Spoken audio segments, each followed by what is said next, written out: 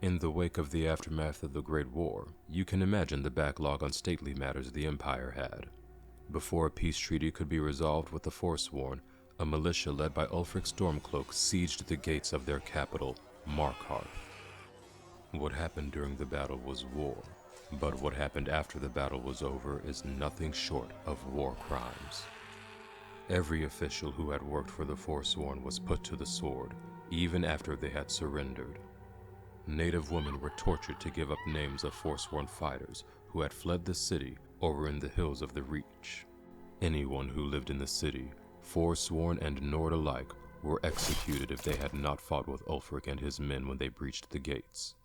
"You are with us, or you are against Skyrim," was the message on Ulfric's lips as he ordered the deaths of shopkeepers, farmers, the elderly, and any child old enough to lift a sword that had failed in the call to fight with him.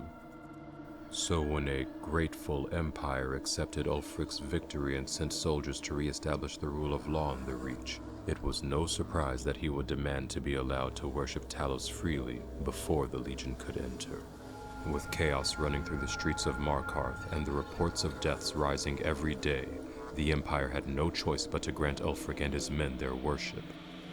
We allowed them to worship Talos, in full violation of the White Gold Concordat with the Aldmeri Dominion, which recognizes the elven belief that Talos, as a human, cannot be one of the Divines. In jeopardizing the treaty that so many sacrificed for during the Great War, the Empire was wrong.